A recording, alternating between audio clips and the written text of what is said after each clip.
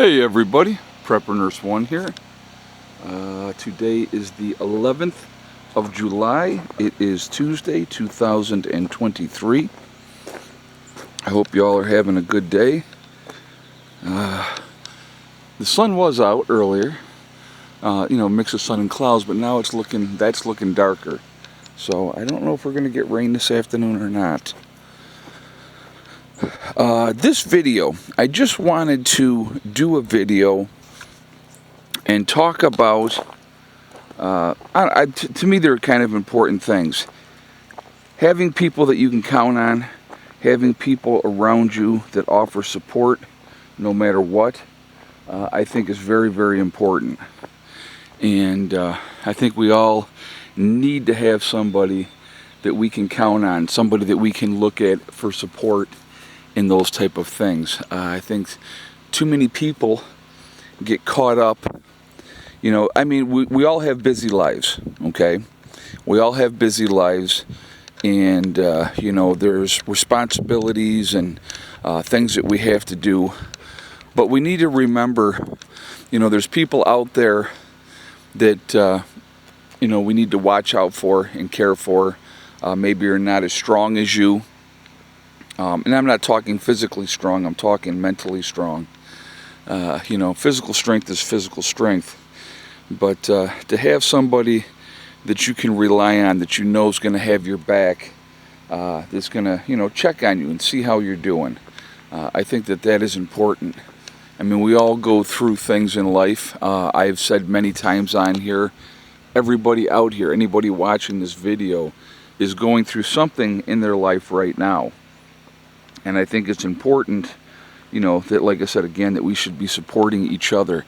And it's not just about prepping and not just about living off grid. That's not what I'm talking about when I'm saying support. Just being there and, realizing that, there's other stressors, going on in people's lives, family, responsibility, as you get older, and your parents are getting older, there's a lot more responsibility from that aspect. Anybody that watches this channel knows my dad is gone. He's been gone for quite a while now. He was 16 years older than my mother. And so, he passed away at 85. But I will tell you this, my dad had a good life. He had a good run. Up till 3 months before his death, he lived on his own. He had his own apartment. He still drove, and he still worked a part-time job up to 3 months before he passed away. So to me, quality of life is very, very important. And so he had good quality of life, and he did his thing. And now my mom is obviously still alive. She will be 80 on the 16th of July, so a couple days away. And she's having a good run too, so, and she's still jamming along pretty good, so I'm happy for her in that aspect. But, other people are dealing with, my mom doesn't really have a ton of health issues. She's got a few things here and there.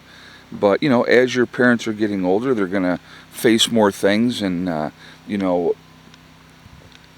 parents, getting dementia and forgetfulness, health issues that they need help with, which adds on to responsibilities.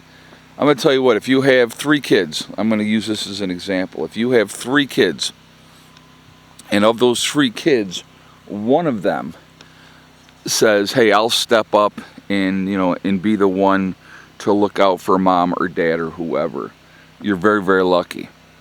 Because a lot of people get caught up into their own lives and they just won't do it. Now, obviously, a lot of it depends on how the kids were raised, and the relationship they had with their parents. I think that's obviously a crucial factor in that.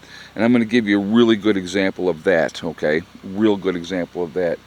That couple that I knew up in New York that helped me put the greenhouse together, they had been high school sweethearts, just absolutely fantastic people. And I'll tell you, I had a twinge of jealousy, not envious or anything like that, but a twinge of jealousy.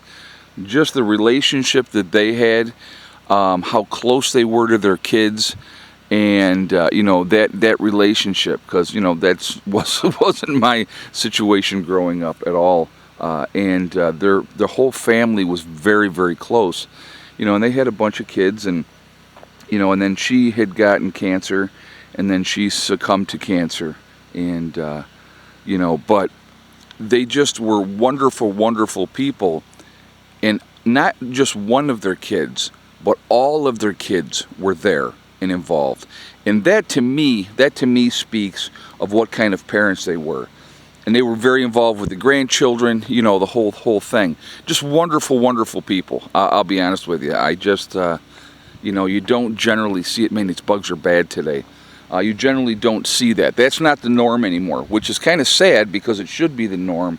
You should be having, the kids should be priorities and all that type of stuff. But unfortunately, that's not always the case today. It's never too late to repair relationships. That's one of the things, too, that I wanted to talk about. The people that you care about, working with them, trying to repair whatever damage may be out there. It's very difficult, but being there for your parents after they've been there for you, if they've been there for you, obviously. If they haven't been there for you, then I don't blame people. I'm not judging people for not being there for them. I mean, that happens. People remember, they don't forget, and it's like, I'll give you an example, okay? My real father gave me up for adoption when I was 5 years old because he didn't want to pay child support. I saw him once after 5 at 16. I saw him once at 19. And then at 27, I said, I want to get to know this man. This man is my father. And I wanted to, have a relationship with him. And so I was the one that reached out, contacted him. He didn't, okay? I realized why the way he was the way he was. He was a very selfish man, unfortunately, and it was all about him. Another example would be when I had my children. I would say to him, I'd say, Dad, come over anytime, get to know your grandchildren. I mean, these are your grandchildren. And his response to me was, oh, well, by the time they're old enough, I'll be dead anyway, so they won't even remember me. I mean, it was all about him, unfortunately. So, it was unfortunate, But of course, then at the end, who took care of everything? I did anyway. But that's just, making sure I ended up being his power of attorney, and making the decisions and stuff like that. But that's just because that's kind of who I am, and that's what I do. And I'm not patting myself on the back at all. But the reality is, I owed him nothing, because he didn't make me who I am today. I have a stepfather that every Father's Day I call, and I wish him happy Father's Day, because he was more of a father to me than my own father was, if that makes any sense. So, but anyway, let's treat each other with respect and dignity. Let's work with each other. Let's try to help each other. Remember, there's people out there that are counting on you, that need you around. If you're having any negative thoughts, reach out to people, talk to people, because there are people who care. There are people who will listen, and those type of things. So I just kind of wanted to share that message today with you guys, and I hope you appreciate it. It's just something that was in my mind. All right? I hope everybody has a great day. Remember, we truly are all in this together. As soon as we figure that one out, we truly will be in much better shape. Also remember to hug and kiss the ones that you love. Tell them every single day. Tomorrow is not guaranteed. We never know what's going to happen in life, so it's really important that we tell the people that we care about every day how we feel. Last but not least, STD, step, thing, and day. One step at a time, one thing at a time, and one day at a time. Whatever you're trying to accomplish, whatever you're trying to do, you can do it. The only one that's going to stop you from reaching your goals is you. That's it, nobody else. Stay positive, stay away from the negativity, and you're going to be just fine. She keeps jumping up, that's why I'm laughing. Worst child. She's a very spoiled child, but and then she comes back for more love. She's a funny dog. Stay focused, take care of the ones that you love, think about everything. I hope this message helped today. I hope y'all have a great day. Prepper Nurse 1, out for now.